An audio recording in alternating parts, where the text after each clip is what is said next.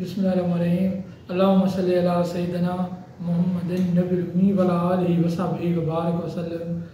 Welcome to YouTube channel. Here Sir Abdul Majid Kalindari.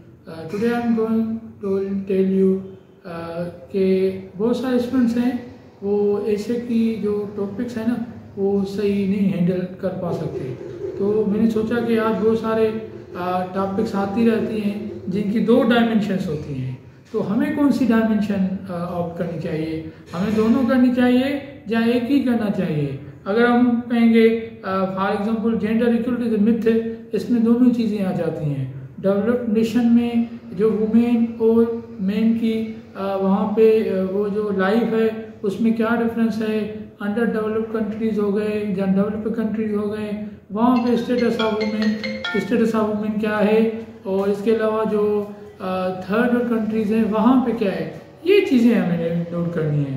तो first of all जिस तरह मैं आपको बताऊँ, अगर आपको वो रहा जो एग्जामिनर है वो आपको नहीं कर रहा कि एक टॉपिक है आप वो अटेम्प्ट करें इस साइड से, फॉर एग्जांपल मैं आपको कह रहा हूँ कि जेंडर इक्वलिटी जो मिथ है, तो ये अब मिथ जो है ना, आप कोशिश करें, ये वो सब बड़ी टॉपिक है, ये आप एक साइड लेकर फिर आप इसको अटेम्प्ट करें। For example gender equality myth है, आप इसको कहो कि women are not equal to man because in, फिर आप बताओगे इन चीज़ों में बराबर नहीं है, सही है। अगर वो आपको कह रहा है कि वुमेन जेंडर इक्वलिटी मिथ है, आप इसको जो है ना ऑप्टिमिस्टिक की तरफ लेके जाएं, तो आप फिर ओवरऑल जो बात करोगे जो डेवलप्ड नेशंस हैं उन पे बात करोगे कि वुमेन है वहाँ पे मर्द के बराबर हैं, उनको political rights, education rights, social rights सारे दिए जाते हैं as compare to under developed countries.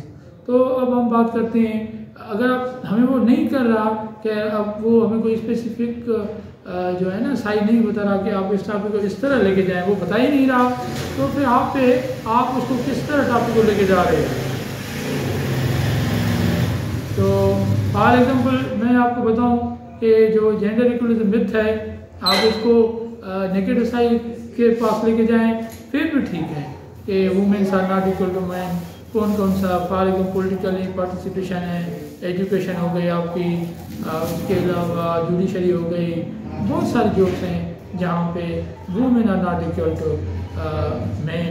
अगर वो कहीं भी कह रहा है कि आप, हाँ कभी कभी इस तरह कहता है कि ये दो टॉपिक्स हैं, आप दोनों ही टॉपिक्स में जो है ना दोनों ही साइड को हैंडल करें, इसमें जो पॉजिटिव भी पैरामीटर हो और नेगेटिव भी पैरामीटर हो, तो दोनों ही पैरामीटर हो, फिर आपको दोनों को साथ लेकर चलना पड़ेगा।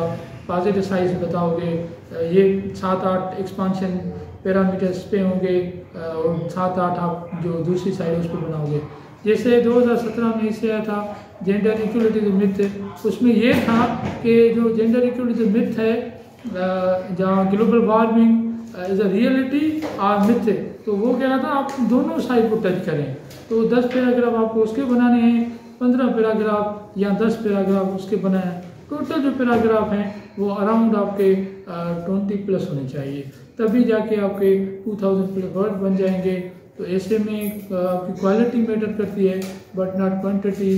So that is all about कि ये बताना था कि कोई भी टॉपिक है फर्स्ट ऑफ ऑल आप उसको समझें, उसका मकसद क्या है, उसमें कोई 2-3 कीवर्ड्स दिए मिले होते हैं, आप उन पे फोकस करें, उनको लेके चलें, फिर इंशाल्लाह all the best and best wishes for. ये अब हमारा एग्ज़ाम 1 फरवरी से शुरू हो रहा है। उसके अलावा I am thankful for many students, they are appreciating and also supporting my channel as well as my page.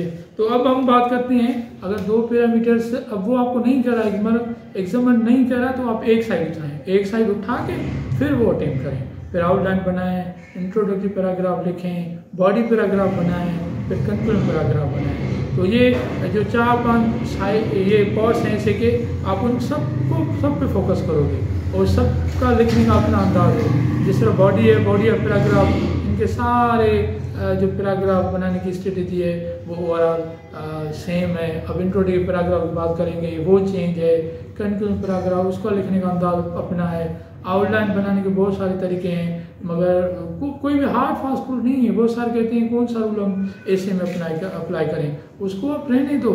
आप एक चीज़ को उठाओ, आपको समझ आ रही है, आप उसको प्रूव करो, इंशाल्लाह you will pass exam. So best of luck at the end, like and subscribe my channel. Thank you.